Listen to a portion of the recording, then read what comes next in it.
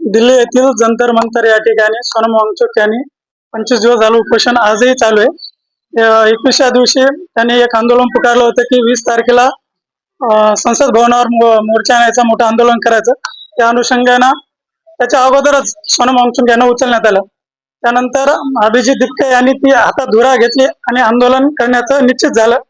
त्याच्यानंतर सोनम वांगचुक यांना उचलल्यानंतर मोठ्या प्रमाणात विद्यार्थी आले त्या ठिकाणी आणि मोठं आंदोलन त्या ठिकाणी आंदोलनाची तयारी सुरुवात झाली.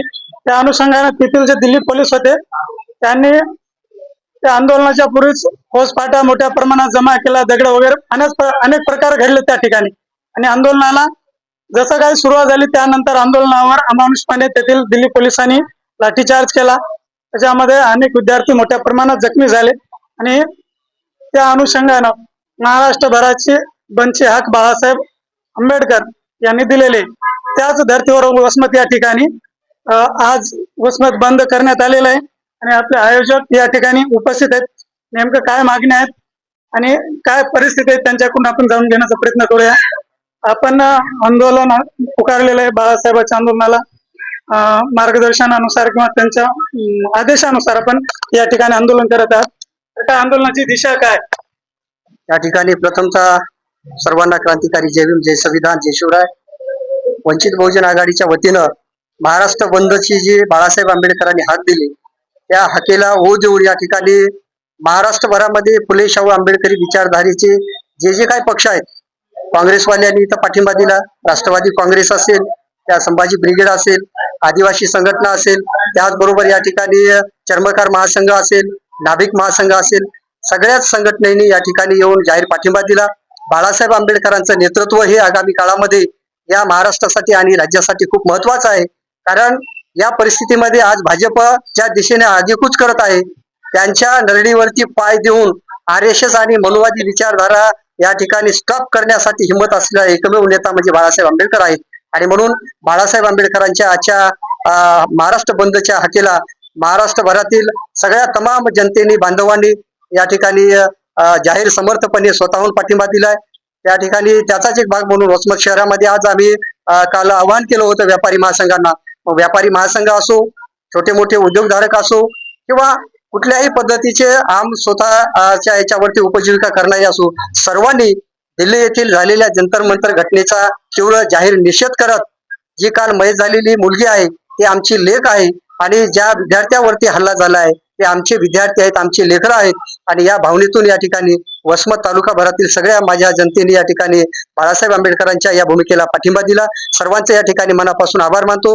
या ठिकाणी आता उपस्थित काँग्रेस जनता पार्टी जे आंदोलन करत आहे, धर्मेंद्र प्रधानांचा राजीनामा मागत आहे. जे 20 विद्यार्थ्यांनी आत्महत्या केल्यात त्यांना 1 कोटी रुपये शासनाकडून मदत मिळाली पाहिजे, अशा विविध मागण्या घेऊन ते आमरण उपोषण किंवा आंदोलन वगैरे करत आहेत.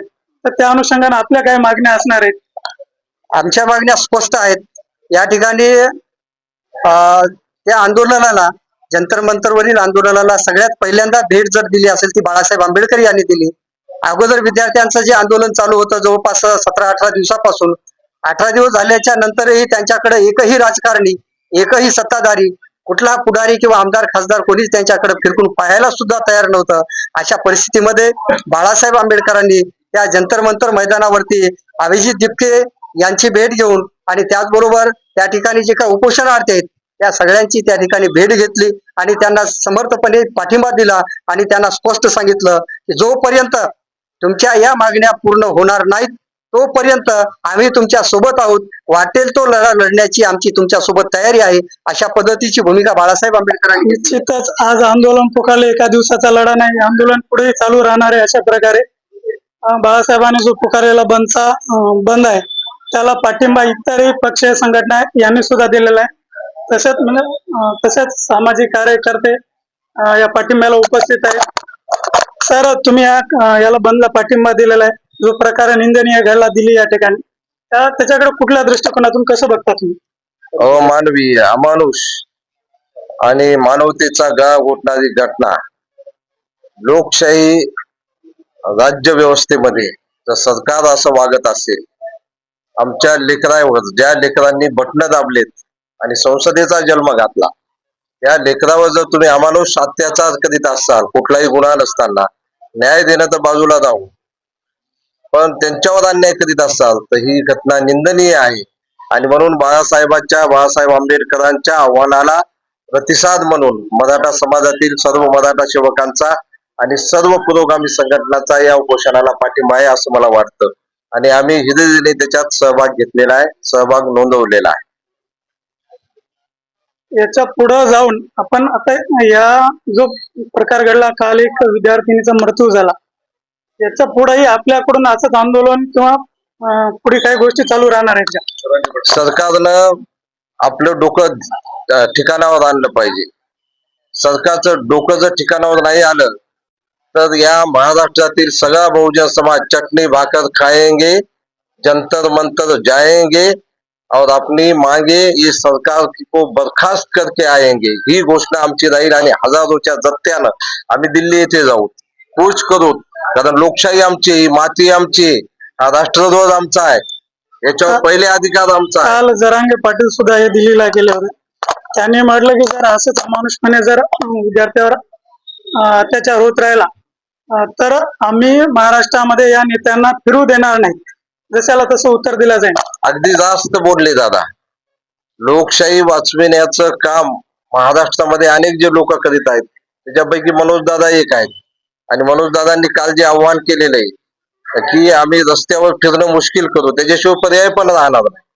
आणि म्हणून सगळे समाज एका जागी येतील. यांनी कितीही जाती भेदाच्या भिंती लावू द्या, यांनी कितीही तटबंद्या बांधू द्या, परंतु वेळच अशी येणार आहे की आमची प्रेरणा बुद्ध आहे, बुद्ध आमच्या हृदयात आहे, महावीर आमची प्रेरणा आहे, शिवशाहू फुले आंबेडकरांचं खडक हस्त आमच्या हातात आहे, आमचं ध्येय पक्क आहे, आमचं हे जे छाताड आहे हे पहाडासारखं आहे, आमची नजर आहे की बैल ससाण्यासारखी आहे. कशाचा भेद घ्यायचा, केव्हा भेद घ्यायचा, हे आम्हाला चांगलं आमच्या मनोजदादांनी शिकवलेलं आहे. म्हणून चटणी भाकर खाएंगे, जंतर मंतर जाएंगे. सोबत शेतकरी संघटनेचे नेते यांनी पाठिंबा दिलेला आहे. तुम्ही काय सांगाल?